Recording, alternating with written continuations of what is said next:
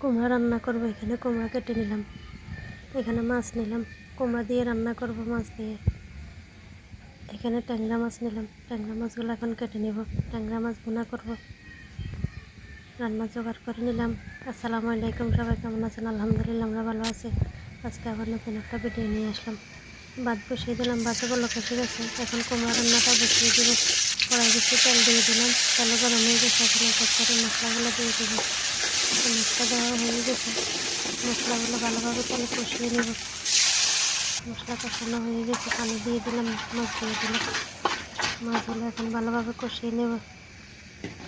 এদিকে ভাতটাও বলক এসে গেছে, এই মাছটাও বলক এসে গেছে।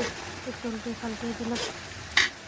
মাছ কষানো হয়ে গেছে, কুমড়াগুলো দিয়ে দেবো। এখন একটু পানি দিয়ে দেব। এখন কুমড়াগুলো ভালোভাবে মিক্স করে নিলাম, কষিয়ে নেব ভালোভাবে। কুমড়া বলক এসে গেছে, একটু নেড়ে দেবো। এখন যাতে ভালোভাবে সেদ্ধ হয়ে যায়। এদিকে ভাতটা হয়ে গেছে, ভাতের মাছ একটু দিয়ে দেবো। ট্যাংরা মাছগুলো কেটে দিয়ে দিলাম। এখন রান্না বসিয়ে দেবো, কড়াই বসিয়ে তেল দিয়ে দিলাম। তেল গরম হয়ে গেছে, দিয়ে দিলাম লবণ, পেঁয়াজ। এগুলো একটু ভেজে দেবো। পেঁয়াজ দেওয়া হয়ে গেছে, এখন এক এক করে মশলাগুলো দিয়ে দেবো। একটু ঝাল ঝাল করে ভুনা করবো, তাই একটু মরিচের গুঁড়াটা বেশ খানিকটা দিলাম। মশলা কষানো হয়ে গেছে, পানি দিয়ে মাছ দিয়ে দিলাম। মাছগুলো একটু মিক্স করে নিলাম, কষিয়ে নেব। কুমড়া কষানো হয়ে গেছে, এখন পানি দিয়ে দেবো। এদিকে মাছটাও বলক এসে গেছে, একটু নেড়ে দিলাম। কুমড়া কষানো হয়েছে, দিয়ে দেবো জিরা ধনিয়ার গুঁড়া, দিয়ে দিলাম পানি, বেশ খানিকটা পানি দিলাম। যেহেতু কুমড়াতে ঝোল লাগে অনেকখানি, কুমড়াটা এখন ভালোভাবে জাল করবো। এদিকে মাছটা কষানো হয়ে গেছে, একটু মশলা গুঁড়া দিয়ে দিলাম।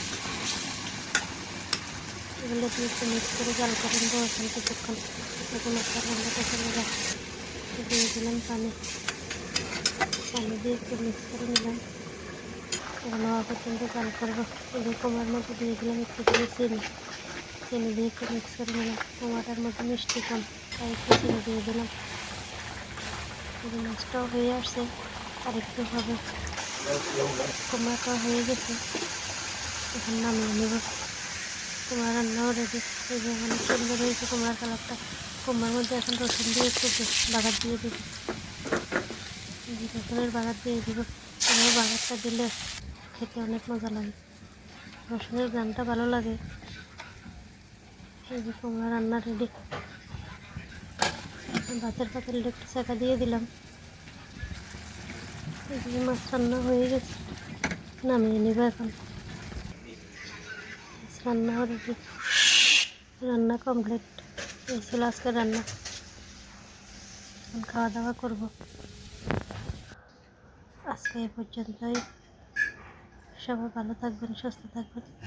যেখান থেকে ভিডিওটা দেখেন, ভালো লাগলে লাইক কমেন্ট করবেন। আল্লাহ হাফেজ, সবাইকে অনেক ধন্যবাদ। আসসালামু আলাইকুম।